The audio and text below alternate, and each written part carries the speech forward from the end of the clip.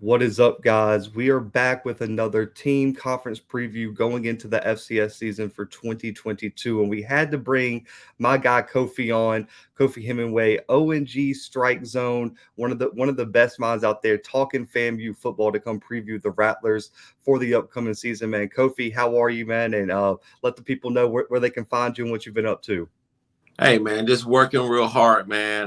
You can find me on the Afterglow show with brother Scotty. You can find me on the O&G StrikeZone, which comes on Wednesdays at 8. The Afterglow comes on Monday evenings at 8 o'clock. So you can find me on either one of those channels. Hey, trust me, you're not going to want to miss the Afterglow show with my guy Scotty. I know a lot of you guys already tuned in for that, but let's get into the season a little bit. One of the big, I would say, conversations this offseason has been that week 0 game against UNC. Even in the Twitter spaces with Coach Simmons and Coach Prime, they even brought it up. And Coach Prime even made the comment, I don't know why you guys put that game at week 0. For you, looking at it as a FAMU fan, how do you think that game's going to impact? Because for me, I think it goes one of two ways. It either really gives you guys a true measuring stick and allowing the team to kind of knock off that rust going into a big week 1 game, or we saw what happened with PV last year when they played A&M and Dumas gets banged up. Their starting quarterback gets banged up. How do you think FAMU approaches it, and how do you think the impact's going to roll over to week 1? I think it's going to be good for us. I think you have to get prepared for the speed of the game. Jackson State has an FBS defense, and so it'll be a good litmus test for what we're going to see with Jackson State into the week 2, the game that really does count. One of the things that went against us last year was that the fact that we took just about over 700 days off, and not playing a game, even though we had spring season scrimmages against the University of North Florida and Albany State. It took away from, I want to say, the timing and the quality of what we were going to do offensively, not having that offensive identity, not going in, understanding what we needed to do to win. And consequently, even from a coaching standpoint, it affected the way Coach Simmons called the game. I think if you give FAMU a couple of weeks, we play Jackson State in October, and I think it's a totally different game. Absolutely. So I think, and the good thing about our QB position, unlike Prairie View, I mean, that QB room is literally about 6 deep. We've got about 4 or 5 players. I think obviously the top 2 with Musa and McKay are tops, but there's not much drop off after that. When you put in a guy like Ja'Cory Jordan and Trey Fisher, Jimbo Fisher's son, is coming along. Meritovic has playing time. We can stick those guys in, and I think we'll be fine. And I know we'll see multiple quarterbacks just because I'm assuming, depending on how the game goes, the starters might not play the full 60 minutes. But if it turns out to be a Jacksonville State, Florida State situation, we might see it. Do you think we see Musa and McKay take reps with the ones against UNC? Absolutely. I think you're destined to see that because both of them need reps. Both of them need to see defenses, and you're giving them an opportunity to actually audition. Because there will be pro scouts that will be in the audience that will have an opportunity to evaluate them. There'll be USFL scouts there. There'll be XFL scouts and people around the country that may be looking for a QB, even Arena League scouts. If you're looking to play professional ball. So there's opportunity that's there. That's not why we're doing it. We would be doing it to give our guys experience against a quality defense. I'm excited to see it. I think UNC is a team that I think that comes in with a lot of question marks too. I know not a lot of people are giving y'all a big chance, but new quarterback, new running backs, new wide receivers, a revamped offensive line. It's going to be a great chance for Isaiah Land to get some tape too. I think you look at what Jacoby Durant did against Clemson. If Land goes out there and gets 2-3 sacks, that could be a huge stepping stone for him. And we'll get to him in a second, but we just talked a little bit about the QB battle. In your opinion, who do you think is going to be QB1 for the Rattlers in 2022? I really think McKay is going to be. We're going to start out definitely with McKay. McKay is most familiar with the offense, and more importantly, McKay also has the heart of the team. He was a leader. He has relationships with those guys. They believe in him. They respond to him. He's a leader. And, I don't underestimate that aspect.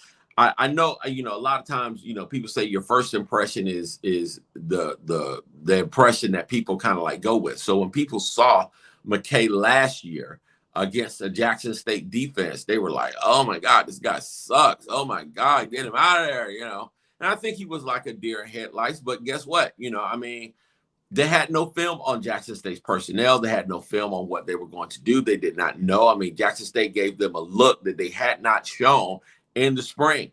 So all of that coupled with the speed, with your James Houston on the outside, with the blitzes they were throwing, yeah, it shook him up. But guess what?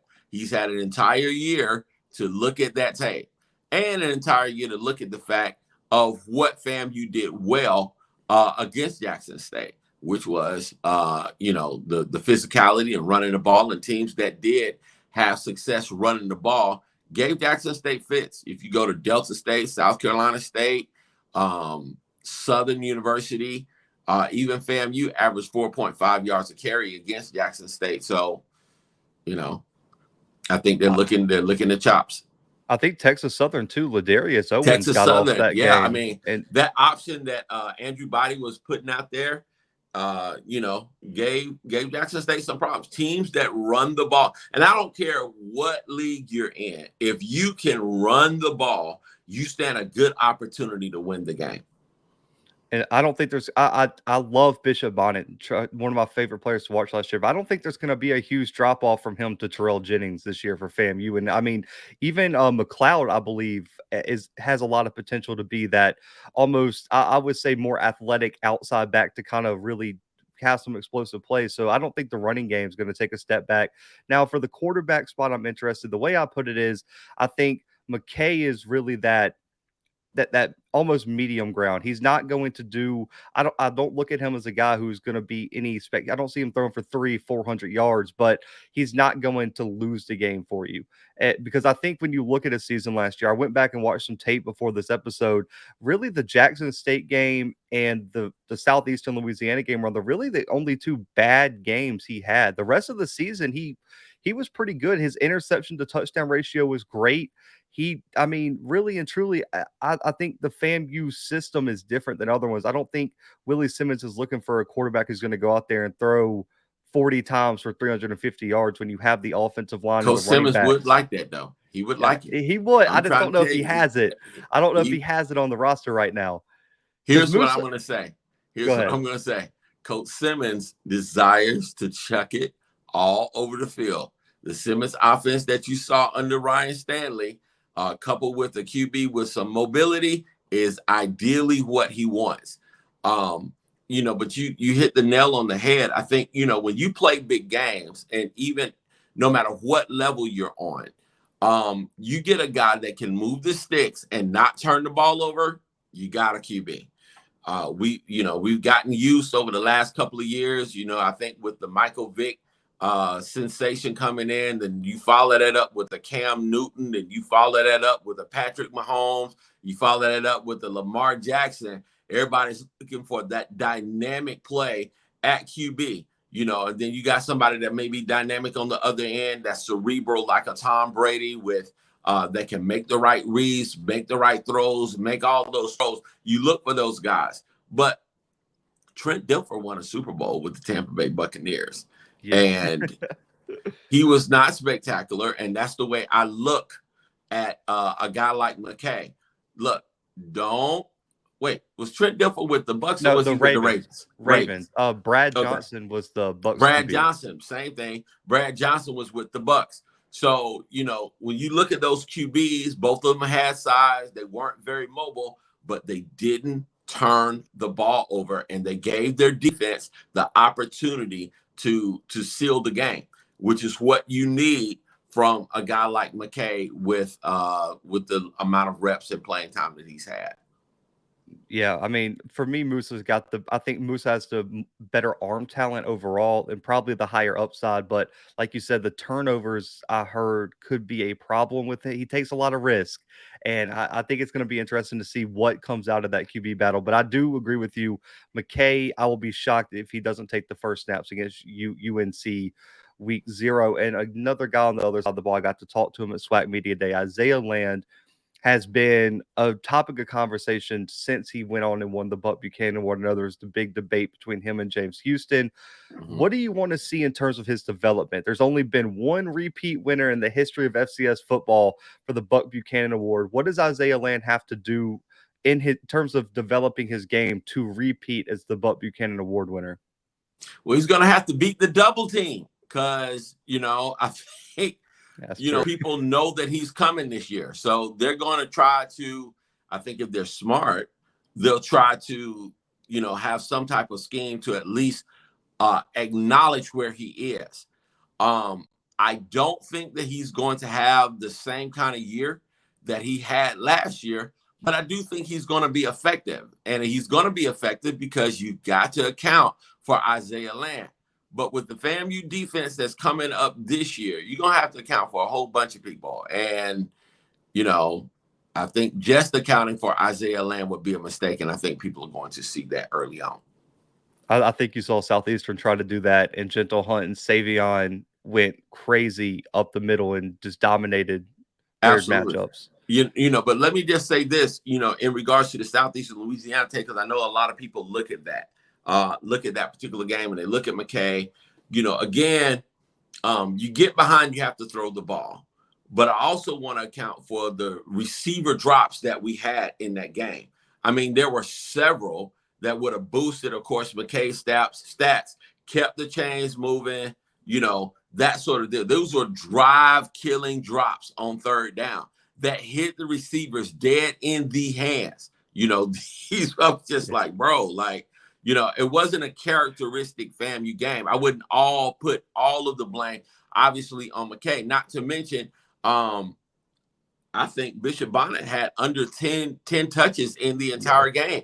You look at that, the fact that we didn't do what we normally did was a mistake. In addition to the special teams craziness that we allowed in the game, and Coach Simmons addressed that in the offseason. And I think that that's going to be, I want to say, a help for this version, the 2022 version of the FAMU Rattlers. I think you're going to see better special teams from a schematic standpoint. Yeah, when you give up 14 points on special teams, especially a fake field goal right up the middle like that, I mean, I don't think people who have never played football understand like what that does to a team. I mean, when you talk about getting the wind taken out of you when a quarterback takes it or a tight end, whoever it was, the person that was on their knees took the ball to the house up the middle.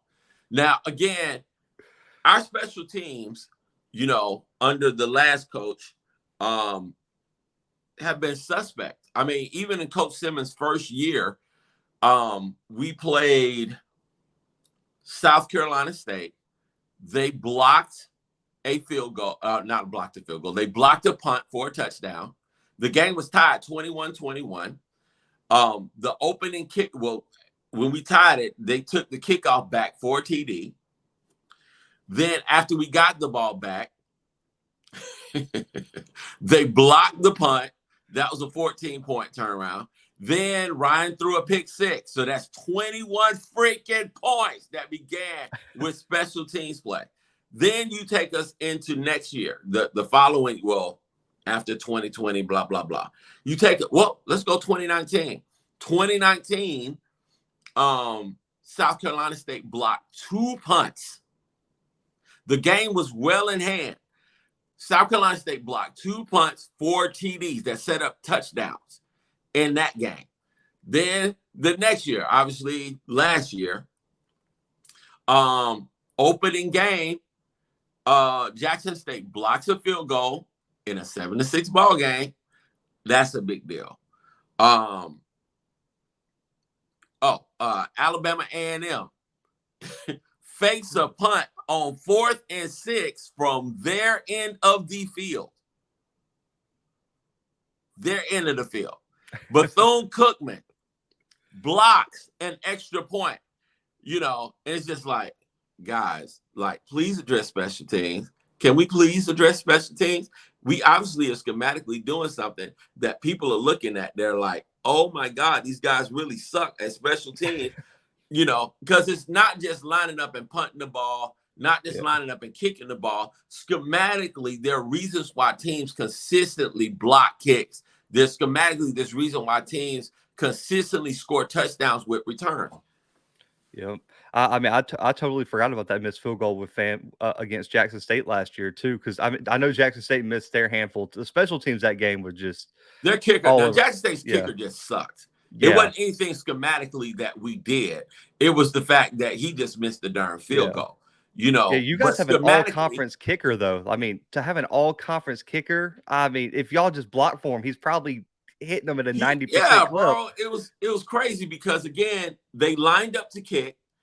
Dion called the timeout, and they made an adjustment with their scheme that our coaches did not see. They sent the guy out wide. He ran straight in and blocked the kick.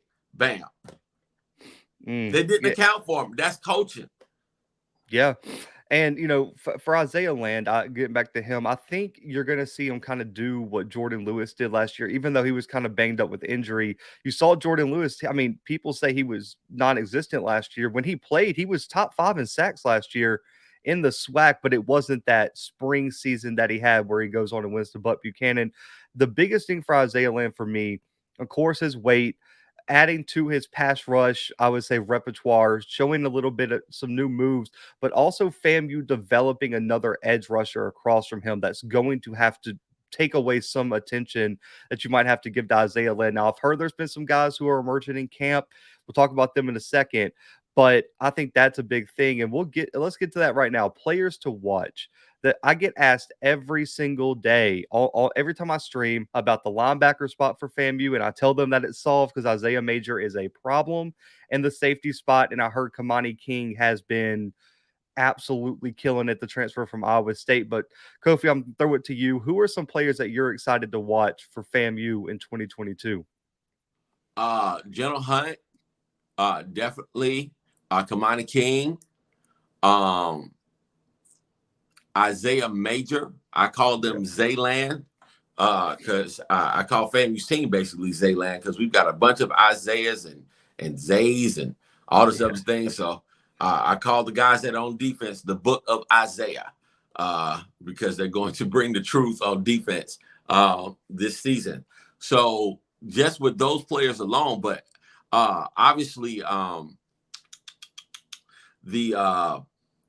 the Bowler brothers are going to be beasts. I'm looking the running back core with Terrell Jennings and AJ, who just came, Isaiah Connolly, another Isaiah. This team is loaded, man. I mean, obviously, Xavier, people forgot Xavier didn't have a great year last year, but I expect him to bounce back. And again, this team is loaded with different kinds of receivers. And I want to say my man from Colorado State, and I look for our tight ends to be a different, I want to say difference makers. He's I forget his name, and it's going to come to me after I leave this phone call, but he's from the Atlanta area. He's about 6'6", 6'7", super tall.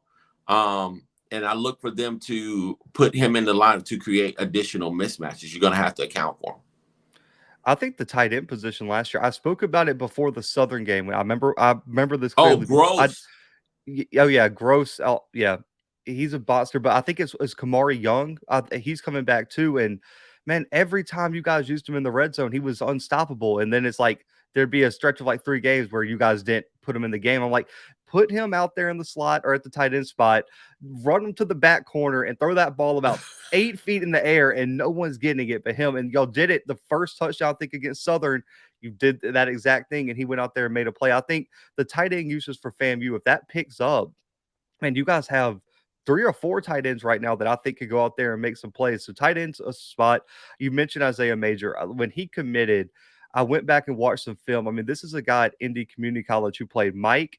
He played the will. He played edge. He played safety. He played slot corner. I mean, the guy has a linebacker body, but has the athleticism of a corner, and it is amazing to watch. And I think that was a spot where FAMU last year didn't have a true game changer at the linebacker spot, and I think it came out in some of those big games. I think even early in the Alabama A&M game, that was exposed at times when they really jumped up on you guys. But the secondary, Jordan Moore and Kamani Young Kamani are going to be two guys at the safety spot. It's hard to replace a Marquise Bell. We understand that because of the supreme talent he was. And Antoine Collier was no scrub either, went on to win the MVP at the Legacy Bowl. But those two guys have the talent, I think, to be just as good. And I know that sounds crazy to some people, but those guys are legit. And then I've said this, and I know me and Scotty have went back and forth. Bowler was the best corner in the SWAC last year. And to me, it wasn't even a question. And for his size to go up against Shaq Davis, to go up against some of the big wide receivers that he really went out there and shut down, speaks volumes about the type of dog that he has in him. And his brother, I've heard his brother is the next one up. And I haven't got to see we haven't got to see a lot of him play, but in another guy, Shareed. I love Shareed's game. Jamarie is amazing. He's like our Tyreek, Yep. and I just want to see, personally, I want to see creativity.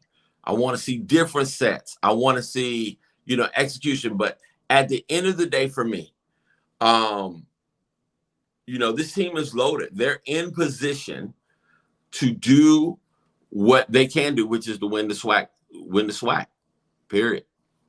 I agree. The offensive line I've heard is looking good. Is it Goss? Is the guard that I heard is really shining. I think replacing Keenan Forbes and Jay Jackson Williams was always going to be a big task. But everyone FAMU landed, man. They have the size. The kid from USF, Caesar, that dude is a mountain of a man. I mean, to be that big and that athletic in his game is amazing. So I don't think the offensive line is going to be a big issue. The one thing, like I said, development at the edge spot across from Isaiah is going to be the number one question mark for me. But let's get to the schedule because you guys have some big games this year. We know about week 0, week 1. Holy moly. But that road trip to Orangeburg is not going to be easy to go face South Carolina State, who's going to be motivated to get one back on you guys after the domination you guys had last year. So looking at the schedule, what games, we know the big games. What games are sleeper games for you that you're like, okay, I get a little uneasy when I look at this game on the schedule? To be honest, all of them. Literally all of them. If you go down the schedule, obviously UNC, obviously Jackson State. Albany State had the #1 defense in Division II last year. They're right up the road. That is, they're not quote unquote a traditional rival, but you get somebody coming in with nothing to lose. They're going to give everything that they had. And I can tell you in that spring game that we had against them last year, our guys were like, these guys can play. Like, y'all sleeping and stuff, but they're good. It's not Fort Valley. This is Albany State. It's going to be a competitive game. And Gabe Giardini, I think that's his name. Yeah. The coach there used to coach with Saban. So those guys are going to come in with a lot of energy. They're going to bring about 5,000-6,000 people, and they're going to be ready to play. So the Albany State game, the Alabama A&M, all those transfers that they bring in. Now in Bragg, that could be a different story. But again, that's a game that makes me uneasy. I don't know what Hugh Jackson and those have down in Grambling, quote unquote, but I expect them to want to get us back after we beat them last year. So that's going to be an emotionally tough game. So you got all of those emotionally tough games. Then you have South Carolina State, who wants to beat us like nobody's business. I mean, they're like, oh, we're the black, we're like, y'all ain't the black college chance. We whooped y'all. Then North Carolina A&T beat y'all. Alabama A&M beat y'all. Y'all had 3 HBCU losses. I know that y'all lost to Clemson, but y'all had 3 HBCU losses, and those games, primarily except for the A&M game, really weren't all that close. So, how are you all the HBCU national type champs?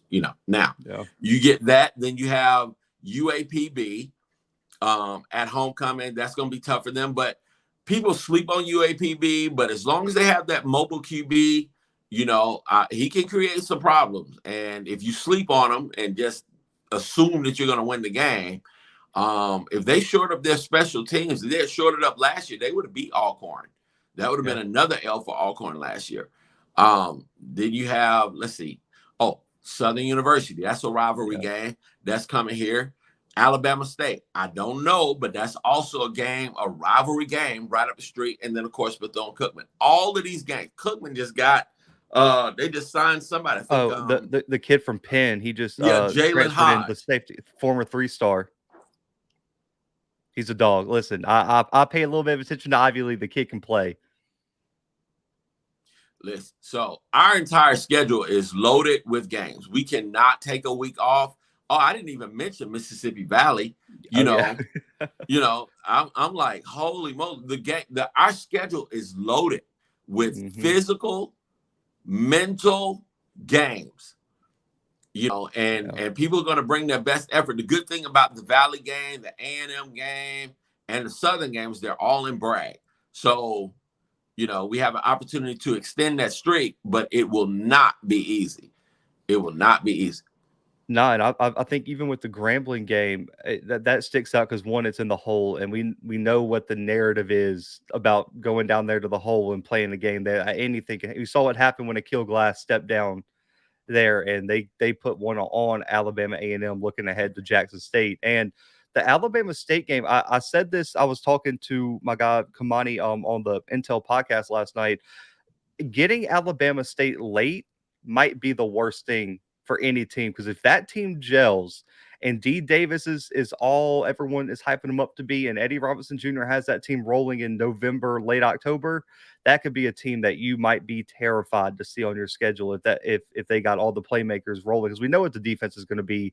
Earshot Davis is back, and they got some dogs in the front seven too, starting with was a Big Country is his nickname too. I forget what his actual name is. Everyone just calls him that, but that early schedule with that Albany State game you mentioned, what's interesting is let's say FAMU gets off to a bad start, 0-2, man, the desperation in that game could be at an all-time high to get a win. And then you mentioned Alabama A&M. If they come in 0-3, which is not out of the realm of possibility with UAB, Troy, and then I think Austin P at home, I think they'll probably come in 1-2. But let's say they come in 0-3, and FAMU might have a Connell Maynard team with nothing to lose, and they are going to throw everything at that FAMU defense. And I think there's a lot of dangerous teams for FAMU. And I think what makes FAMU's schedule unique is you catch people at what seems to be the worst time to catch them. You get Alabama State late. You get Grambling on the road. You get A&M when they could be very, very desperate. And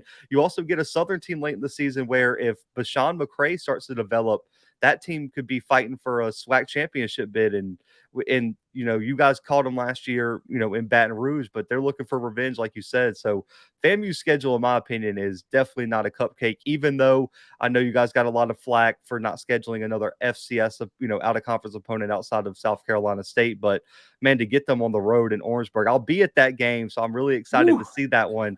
I think that always tough in Orangeburg. It is always tough. Even it's always tough. My first collegiate game, I was 2 years old. My first collegiate game was a South Carolina State game. My parents were professors at Benedict. So we lived in Columbia, South Carolina, and my first collegiate game was South Carolina State versus Virginia State. And I vaguely remember that game, but I know that I was there, and I remember the pageantry and all that stuff. I'm just saying this is the kind of memory I have. But one of the things that I wanted to share was, again, there are no weeks off in the SWAC. There's no weeks off for anybody, and injuries and all this other stuff that you have to take into account. You just never know. But I will say the good thing about this FAMU team, especially on defense, is that we're about 3 deep. We're about 3 deep on defense, just about at all of our positions. So there's no real drop off. We've got 25 corners. Yeah, to say the you least. know, I mean, recruiting in Florida, if you don't have corners, you're not doing something right because you guys have 2 stars in Florida who could be all world corners. absolutely. So It's cra it's going to be interesting. I'm excited about this season. I think they have the opportunity to do something great, and now it's about just going through that process of proving it to everybody and and leaving no doubt. before we get to the expectations, I'm going to be coming down to FAMU for the Southern game. I think that's the first weekend of November. That's the game I wanted to come experience Bragg for the first time. For people who have never been to a game in Bragg, I know it's going to be tough because I know there's probably a million stories and a million things you could say. What makes it different, and how excited are you for the renovations that they're completing on the stadium to just increase the overall, experience anyway? Well, I think the renovations were needed, and they look great. I'm excited about it. And the Southern game, well, let me say, Bragg is always what makes it unique is that the fans aren't far from your team or the sideline. They aren't far from the activity. Southern University's fans are very involved, but there's a track that separates the stadium from the sideline. At Bragg, you don't have that barrier, and the fans do get involved. We've got a whole trash talk crew that talks to the opposing team on the sideline. So if they go over and get a cup of water, you got about 20 to 30, maybe 50 people that's yelling and talking about their mama, talking about they suck, talking about everything, So you got to deal with that aspect of who are these people. Then you have to deal with the fact that, you're going to have both bands there. So your bands are probably going to be playing, which means you got to deal with that atmosphere. But our student section is very involved in the game. Our fans are also very football savvy. There are times when they're not involved at all. Obviously, we're spoiled and we're kind of like, okay, well, we're still going to win. It's not that big of a deal. But if the game presents itself as a challenge, the crowd will insert itself in the game, especially in the beginning, and they will assert themselves at very key opportunities in the game. And I think that's one of the things that I think playoff ball back in the 90s brought to Bragg Stadium was that real collegiate, I want to say NFL type atmosphere where to stand up on third down and you're standing up on third down and you're yelling and screaming and making noise. So they know to do that. Our announcer is very good. And then the DJ is there. So you've got that whole DJ aspect. Everybody's involved. Everybody's engaged. And you got to deal with that. And so those are all things that contribute to the Bragg Stadium vibe. People wearing orange and green. That's not a normal color for a collegiate team. So when you come in, and it's nighttime, you see a bunch of natives with the orange on, it can mess with you. You see a bunch of natives, everybody's wearing green. That's not a color that you're familiar with. A lot of people wear blue and white. People like, but this is a little different. So going into the atmosphere, it's just different. It's just different. Then you have the whole end zone club, and those are the old school brown liquor people, and they're doing their thing down there. So it's just different, man. It's fun though. Yeah, I think, I was talking with Scotty about this, of course, and I was like, man, FAMU is like the atmosphere that it really came across on TV because some of the atmospheres don't, especially at the FCS level, just because of the size of the stadium and things like that. It doesn't come across on TV, but FAMU comes across on TV as one that, man, it looks so hard to play in there. I mean, I understand there's reasons that tracks have to be around the fields, especially at the FCS level, but man, it takes away from the environment so much. Because I mean, even when I went to the Alabama A&M Jackson State game, and I sat on the 40-yard line behind Akil Glass's family, and I felt like I needed binoculars to see the action. Like I was like, right. This is crazy, man. Like I felt like I was a million. And then of course, with it being homecoming that game, the track's filled with people, and so therefore it makes it look even further than what it is. And I was like, man, if they just took the track, and also football savvy is a big thing because, man, and also that game got out of hand. I'm gonna give Alabama A&M fans a little bit of a break, but man, it was like third and like 3, and everyone's turned around talking, and no one's paying attention. I'm like, man, this is a game that like is pretty important. It's your homecoming game. Is it, you know, you want to beat Jackson State. Like you guys are down 21-0. This might be a big third down stop here, but I think when it got out of hand, you know, the homecoming festivities kind of took over, and it was what 40 something to 7 at halftime, and it was over at that point. So I'm excited to get to experience the Bragg atmosphere, man, because that's when I think the Alabama State game last year, because you got your broadcast team puts on a ridiculous just live stream of that game, and I think the crowd, I don't know if that was y'all's homecoming game last year or not, No, but it that wasn't game, homecoming. that game was insane. I don't know, the fans through the screen. Me and Scotty talked about it for like 30 minutes, but to end the episode, man, I know there's a lot of different expectations out there. You guys are voted second in the division again. I think a lot of people are looking at you guys as someone who possibly could get another at-large bid at the playoffs if everything doesn't work out with the SWAC division. What are your expectations for FAMU in 2022, record-wise? Where do you see you guys ended up in the postseason as well? I want to say Celebration Bowl champs, 10-1. And it's now or never. I think worst case scenario, we're 8-3, fighting for a playoff bid. You know, and that's basically it. I think that we're going to have this defense. The thing that wins championships for me is always defense. And when you can play physical, fast defense, physical, fast Florida defense, I think that you have an opportunity to win. I know that our defense is an FBS defense. Most of the players that are on that side of the ball are from FBS programs. And so it's an FBS defense, an FBS level defense. You got FBS level talent. We need FBS level execution. I think if we do that and we just maintain and keep our turnover ratio on the plus side, I think that the championship or bust for me. You know, I want to see Coach Simmons get over that hump and get it done, get his first outright conference championship, outright national title. Nothing that we're partnered with anybody or anything like that. No controversy this year. It's just going to be outright. We're going to leave no doubt. No Twitter backlash this time. No No Twitter YouTube backlash. Y'all got y'all tails whooped. FAMU is I number love it. one, unquestioned. You know, I think 8-3 is about where I think 8-3 is probably the floor. I think anything under that, I would have to imagine it was due to injury or some external circumstance that was out of favor. I think 8-3. I think Jackson State, UNC, and then I think there's some toss-up games in there. I think South Carolina State's one of those, and Southern's another one that I look at as one that could be a really tricky game, even though it is in Bragg. So I kind of give you guys the advantage on that one. But let's say Celebration Bowl goes to Jackson State. Jackson State goes Celebration Bowl. You guys get in the playoffs. How much do you feel like last year's experience going and, you know, competing in the playoffs, seeing what Southeastern Louisiana has, is going to prepare FAMU and this coaching staff to potentially win a first round game this year in the FCS playoffs?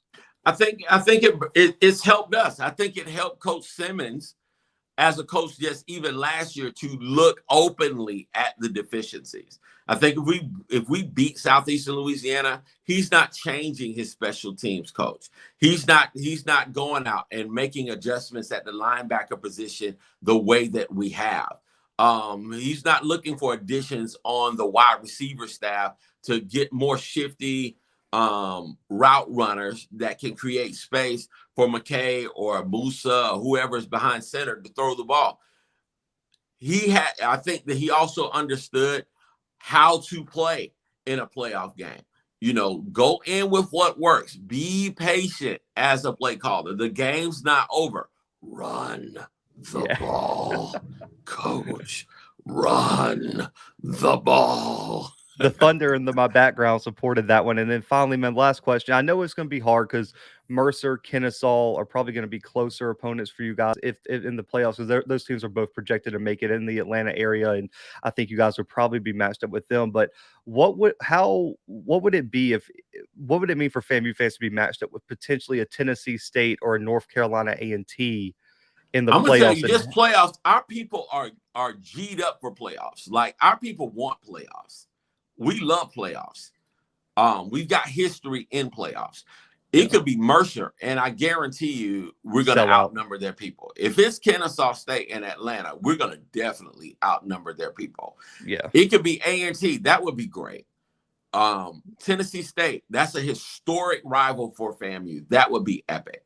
You know, all of those games would be epic first round games. That all of that would just be huge, and we would welcome it with open arms. But make no mistake, we got to get to that Celebration Bowl. 1,000%. Yeah, we got to get there. We got to win that. Any chance you guys bid to host that first round game? Because I think a first round game in Bragg, that would be the best environment in the first round, hands down, no question. There's not even a debate.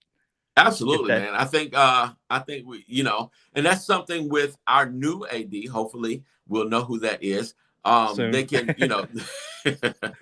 they can go ahead and put that out there and make that happen, man. That would be great. I think they know what's at stake now to be able to put on an event like that. And we got to make it happen, man. I think it'll be great.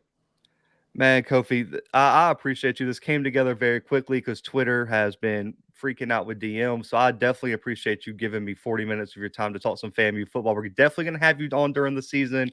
Got some big games that we're going to preview. I'm trying to bring as many, guests in to preview some of these games with me this year, man. So I ain't got to do all the talking. It got really, really tiring last year to try to cover all those games, man. But when I come down to FAMU November 5th, we'll definitely have to link up down there, man. You got to show me the full FAMU experience. I'm going to tell you, you just going to sit with us. We're going to watch the game. I'm going to have you a bird's eye view. No matter where your ticket says, you come sit with us. You'll have an amazing time. I guarantee it.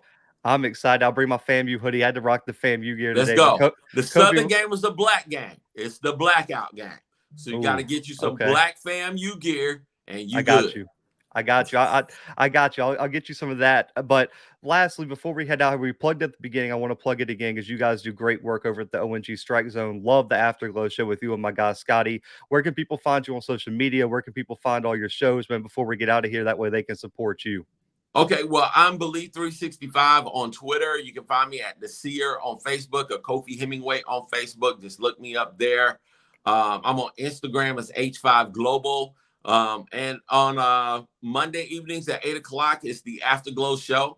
On Wednesdays at 8 o'clock p.m., we have the O&G StrikeZone. And both of those shows, they're two totally different shows. Yeah, just to say the least. Scotty, we're kind of unique and different and stuff with our approach to stuff. And you might hear anything. It's a little bit more. That's a fact. A little bit more laid back with the O&G StrikeZone, but nonetheless, potent. It's a vibrant show. You get a lot of information, quality information, and a lot of great interviews with people that you want to see. So I'm telling you, either one of those shows is going to be absolutely amazing. Guys, make sure to go subscribe to the Black College Sports Network where you can catch the O&G StrikeZone, man. They've been growing, and I think this season is going to be a big year for them, man. But guys, for Kofi, for myself, and for the Blue Bloods, we are out.